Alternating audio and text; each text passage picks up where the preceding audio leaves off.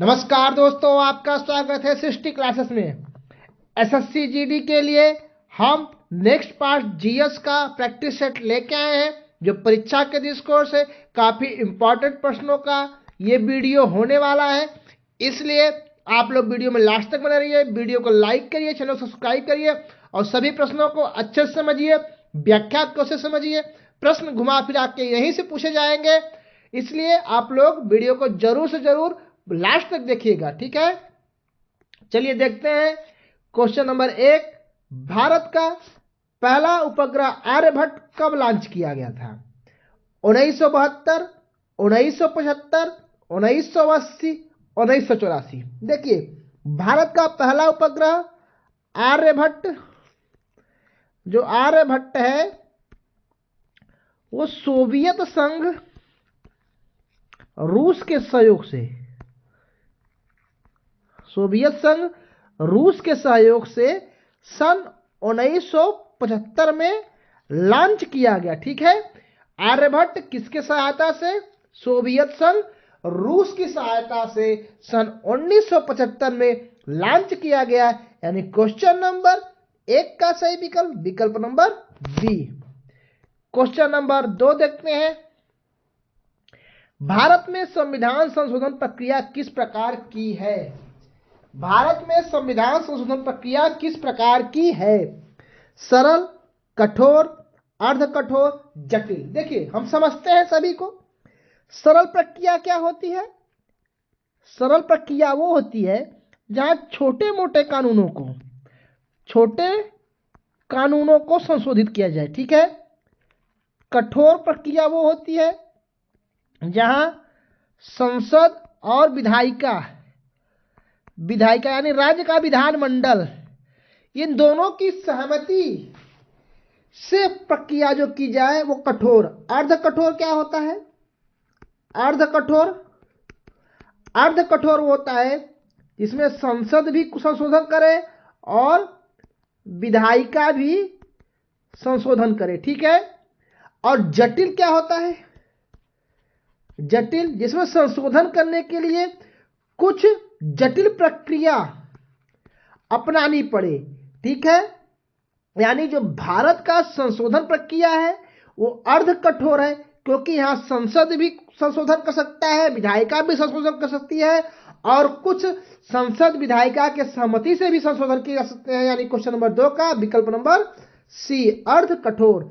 अब व्याख्या भी आप लोग अच्छे से समझते जाइएगा। सरल जो होता है वो छोटे मोटे कानूनों के लिए लाते हैं। कठोर संसद और विधायिका दोनों की सहमति से किए जाते हैं। अर्ध कठोर यानी सरल और कठोर दोनों को मिला के, दोनों को सामंजस्य से जो भी संशोधन की जाएंगे उसे अर्ध कठोर। जटिल जो संविधान को संशोधित करने के लिए एक प्रक्रिया को अपनाई जाए जो कठोरतम प्रक्रिया हो, उसको जटिल प्रक्रिया बोलते हैं, ठीक है। क्वेश्चन नंबर 3 देखते हैं। प्राचीन भारतीय ग्रंथ अर्थशास्त्र के लेखक कौन है? देखिए, प्राचीन भारतीय ग्रंथ अर्थशास्त्र के लेखक हैं option number A Kalidas, option number B Chanakya, option number C Vatsyayan, option D Panini. देखिए, क्वेश्चन नंबर 3 का सही विकल्प होगा विकल्प नंबर बी चाणक्य। कालिदास मेघदूत, अभिज्ञान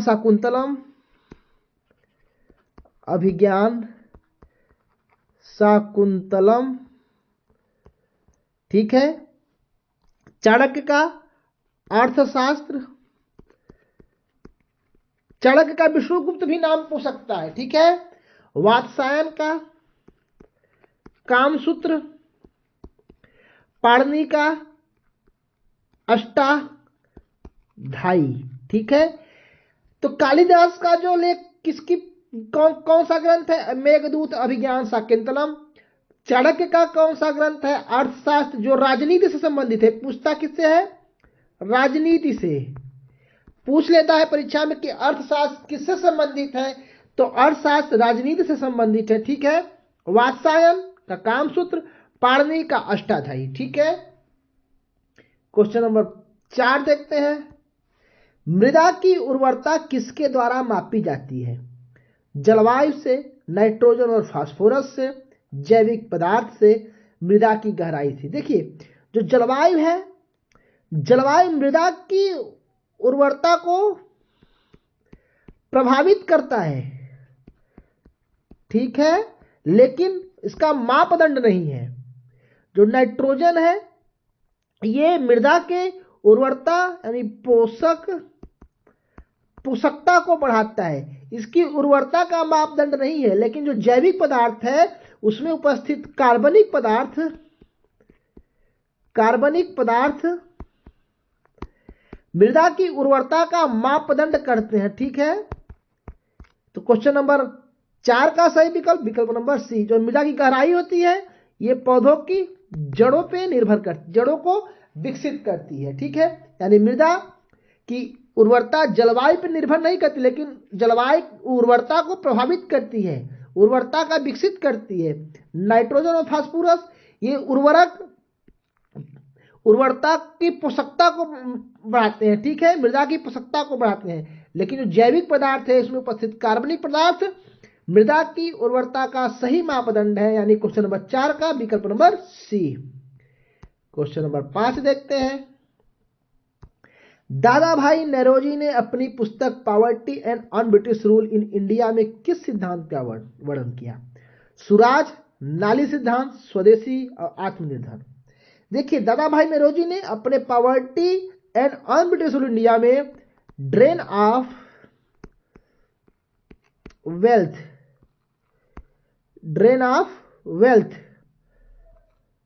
तो को परिभाषित किया है, ठीक है। इसका मतलब है धन निष्कासन का सिद्धांत, इसको बोलते हैं धन निष्कासन का सिद्धांत। यानी देश से बाहर धन को ले जाना, यानी अपने देश के धन को बाहर ले जाना, ड्रेन ऑफ वेल्थ कहते हैं, यानी नाली का सिद्धांत। इसको क्या बोलते हैं? नाली का सिद्धांत, ठीक है। दादा भाई नौरोजी ने जो देश में धन का निष्कासन अंग्रेजों द्वारा किया जा रहा था, देश के धन को दूसरे देशों में लिए जा रहा था, उसी को क्या बोलते थे? नाली का सिद्धांत, drain of wealth. Question number 6 देखते हैं। हरित क्रांति का संबंध किससे है? कपड़ा उत्पादन से, अनाज उत्पादन से, कृषि उत्पादकता में वृद्धि से, औद्योगिक विकास से। देखिए, कपड़ा उत्पादन जो है वो औद्योगिक विकास से है। किससे है? औद्योगिक क्रांति से। औद्योगिक क्रांति से कौन संबंधित है? कपड़ा उत्पादन। अनाज उत्पादन हरित क्रांति संबंधित है, लेकिन ये सिर्फ गेहूं और चावल फसलों के उत्पादन से है। कृषि उत्पादकता में वृद्धि यानी तकनीकी का विकास, उन्नत बीज और उर्वरक को बढ़ावा देना, कृषि की उत्पादकता में वृद्धि, यानी क्वेश्चन नंबर 6 का सही विकल्प नंबर सी। क्वेश्चन नंबर 7 देखते हैं। भारतीय राष्ट्रीय कांग्रेस की स्थापना कब हुई थी? 1885, 1905, 1920, 1947। एओ ह्यूम द्वारा सन 1885 में राष्ट्रीय कांग्रेस की स्थापना की गई थी, ठीक है। इसके अध्यक्ष जो पहले थे WC बनर्जी। कहां पे हुआ था? मुंबई में, ठीक है। जो इसके पहले अध्यक्ष थे वो WC बनर्जी थे, बिमलेश बनर्जी। एओ ह्यूम ने कांग्रेस की स्थापना की थी। कब की थी? 1885 में। पहली बैठक कहां हुई थी? मुंबई में, ठीक है। तो भारतीय राष्ट्रीय कांग्रेस की स्थापना 1885 में किसने किया था? एओ ह्यूम ने किया था। उसके अध्यक्ष पहले कौन थे? WC बनर्जी। उसकी पहली बैठक कहां हुई थी? मुंबई में हुई थी। अब देखिए 1905 में बंगाल आंदोलन, ठीक है, आंदोलन। 1920 में असहयोग आंदोलन।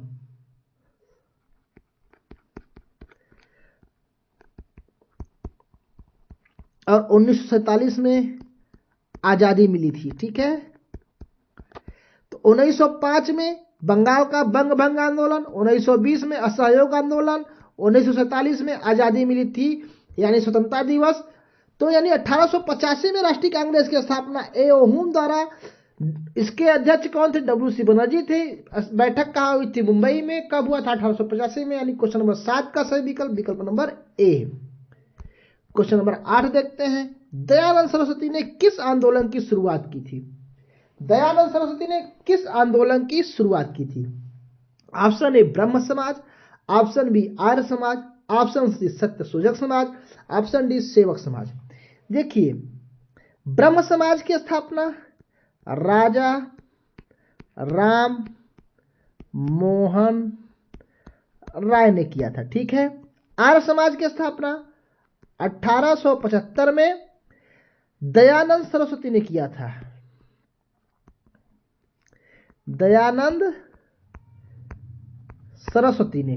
ठीक है, इनका इसमें नारा था वेदों की ओर लौटो। ठीक है, वेदों की ओर लौटो का इन्होंने नारा दिया था। सन 1875 में दयानंद सरस्वती ने आर्य समाज की स्थापना की थी। सत्यशोधक समाज की स्थापना ज्योतिबा फूले ने किया था। सत्यशोधक समाज की स्थापना ज्योतिबा फूले ने।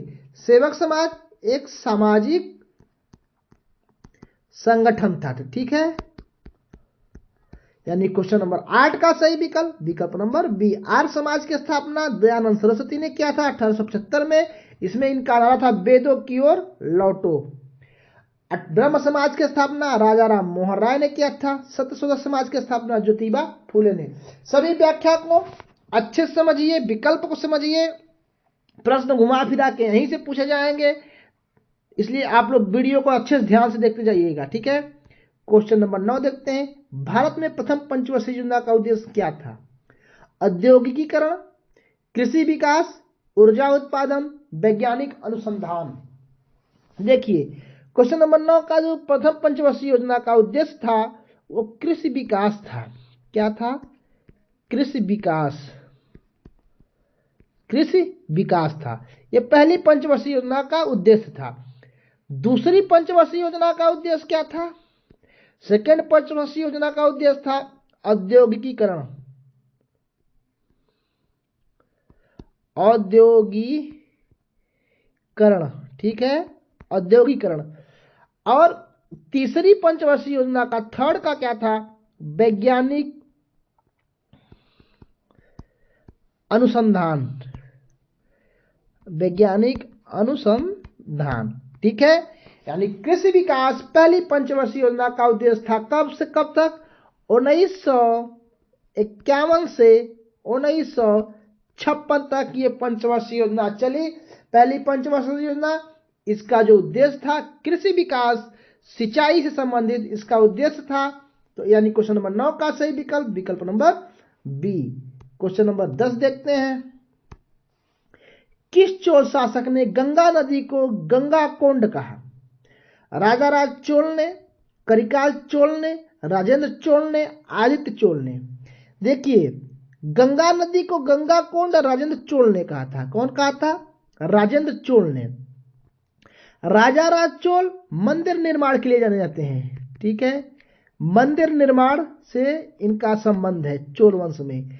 करिकाल चोल कावेरी नदी पर बांध बनवाया। ठीक है, कावेरी नदी पर बांध। राजेंद्र चोल गंग कोंड यानी गंगा कोंड कहा। ठीक है, आदित्य चोल चोल वंश का संस्थापक था।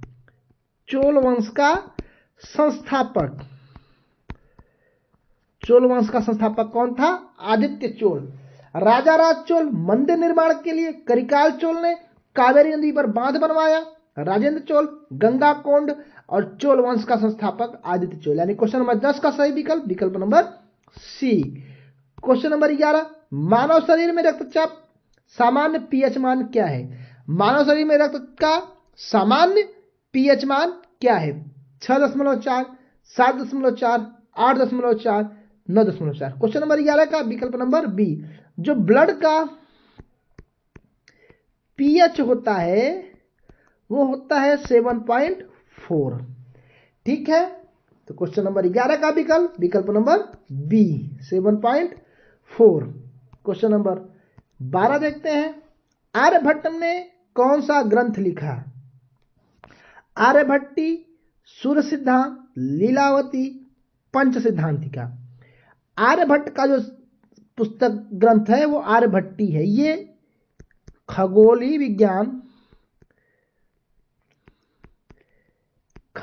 विज्ञान और गणित से संबंधित है। ठीक है, सूर्य सिद्धांत ये भी खगोलीय से संबंधित है। लीलावती भास्कराचार्य की पुस्तक है। ठीक है, पंच सिद्धांतिका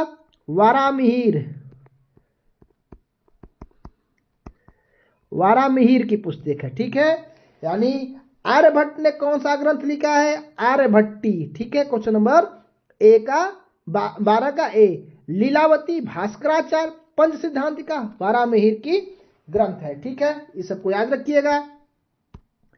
क्वेश्चन नंबर 13 देखते हैं। निम्नलिखित में कौन सा हड़प्पा स्थल भारत में है?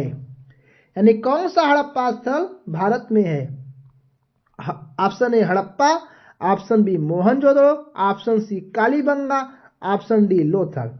तो जो हड़प्पा है वो पाकिस्तान के पंजाब प्रांत में है। कहाँ है? पाकिस्तान के पंजाब प्रांत में। मोहनजोदड़ो सिंध प्रांत में, पाकिस्तान के सिंध प्रांत में, यानी ये भी कहाँ है? पाकिस्तान में। कालीबंगा राजस्थान में, यानी भारत में। ठीक है, लोथल गुजरात में। कहाँ पे? भारत में। ठीक है, यानी क्वेश्चन नंबर 13 का सही विकल्प नंबर सी और डी दोनों हो जाएंगे, क्योंकि कालीबंगा राजस्थान में और लोथल गुजरात में। हड़प्पा कहाँ है? पाकिस्तान के पंजाब प्रांत में। मोहनजोदड़ो पाकिस्तान के सिंध प्रांत में। ठीक है, क्वेश्चन नंबर 13 का सी और डी दोनों विकल्प होंगे। Question number 14। प्लासी का युद्ध कब हुआ था? 1757, 1764, 1857, 1942। जो प्लासी का युद्ध हुआ था, प्लासी का युद्ध सन 1757 ईस्वी में। ठीक है, तो कब हुआ था? ऑप्शन नंबर ए 1757 में। बक्सर का युद्ध 1764 ईस्वी में। पहला स्वतंत्रता संग्राम कब हुआ था? 1857 ईस्वी में। और भारत छोड़ो आंदोलन कब हुआ था? सन 1942 ईस्वी में। यानी 1757 में प्लासी का युद्ध, 1764 में बक्सर का युद्ध, 1857 में स्वतंत्रता संग्राम, भारत का पहला स्वतंत्रता संग्राम, 1942 में भारत छोड़ो आंदोलन। इसी में करो या मरो का नारा दिया गया था। ठीक है, करो या मरो का नारा सन 1942 में गांधी जी ने दिया था। क्वेश्चन नंबर 15 देखते हैं। भारत छोड़ो आंदोलन कब शुरू हुआ? अभी पीछे हम बताए हैं 1919 में, 1920 में, 1930 में, 1942 में। भारत छोड़ो आंदोलन 1942 ईस्वी में। 1919 ईस्वी में रोलेट एक्ट और जलियांवाला बाग हत्याकांड,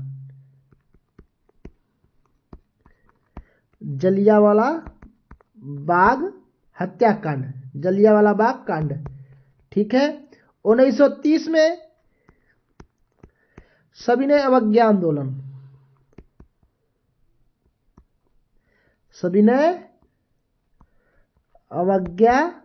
आंदोलन। ठीक है, 1942 में भारत छोड़ो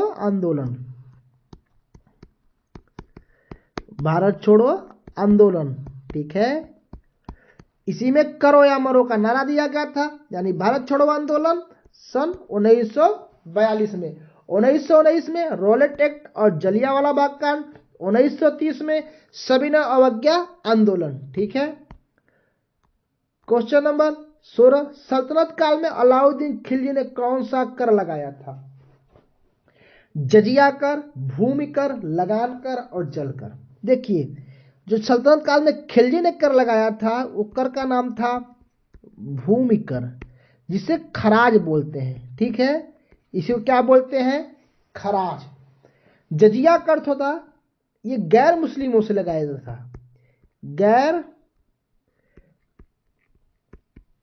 मुस्लिमों से लिया जाने वाला कर था। ठीक है। और लगान जो था ये मुगल काल में आया, मुगल काल में आया, जो भूमि से संबंधित था, यानी भूमि कर था ये। ठीक है। तो सल्तनत काल में जो भूमि कर था वो खराज था, और मुगल काल में जो कर था वो लगान था। यानी क्वेश्चन नंबर 16 का विकल्प नंबर बी। ठीक है। क्वेश्चन नंबर 17 देखते हैं। ओजोन परत मुख्यतः किस गैस से बनी है? Nitrogen, oxygen, ozone, carbon dioxide. Nitrogen वायुमंडल में पाई जाने वाली सबसे ज्यादा गैस है, यानी 78%। वायुमंडल में 78% पाई जाती है। ऑक्सीजन ओजोन परत की मुख्यतः गैस नहीं है, लेकिन ओजोन परत बनाने में इसका योगदान है। परत निर्माण में ऑक्सीजन का बहुत बड़ा निर्माण है। ठीक है। ओजोन, जिसका ऑक्सीजन का O3 बोलते हैं, ओजोन परत की मुख्य गैस क्या है? O3, यानी ओजोन। ओजोन में क्या बोलते हैं? O3। ठीक है। यानी क्वेश्चन नंबर 17 का सही विकल्प नंबर सी। ओजोन परत की मुख्यतः किस गैस से बनी है? तो ओजोन गैस से बनी है, O3 से। ठीक है। क्वेश्चन नंबर 18 देखते हैं। हमारे संविधान के किस भाग में मौलिक अधिकार शामिल है? तो ऑप्शन देखते हैं। भाग 2 में, ऑप्शन बी भाग 3 में, ऑप्शन सी भाग 4 में, ऑप्शन डी भाग 5 में। देखिए, हमारे संविधान में जो मौलिक अधिकार हैं, मौलिक अधिकार वो भाग 3 में है। ठीक है। भाग 2 में नागरिकता, भाग 2 में क्या है? भाग 2 में नागरिकता, भाग 3 में मौलिक अधिकार, भाग 4 में नीति निर्देशक तत्व, नीति निर्देशक तत्व, भाग 5 में संसदीय प्रणाली और विधायिका। कहां पे है? भाग 5 में। तो क्वेश्चन नंबर 18 का सही विकल्प नंबर 3, मौलिक अधिकार भाग 3 में, भाग 2 में नागरिकता, भाग 4 में नीति निर्देशक तत्व, भाग 5 में संसदीय प्रणाली और विधायिका। ठीक है। इतनी बातें समझ में आ गई है आपको। क्वेश्चन नंबर 19 देखते हैं। पृथ्वी पर सबसे ऊंचा पर्वत कौन सा है? Kanchenjunga, Nanda Devi, mount Everest, Mount Fuji. जो सबसे ऊंचा पर्वत है वो है माउंट एवरेस्ट। कौन सा है? 8848, ठीक है, मीटर। और नंदा कंचनजंगा वो भारत का सबसे ऊंचा चोटी है, भारत की सबसे ऊंची चोटी है।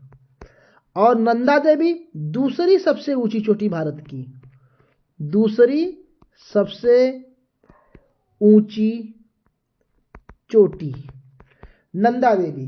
माउंट फ्यूजी जापान का सबसे ऊंचा पर्वत,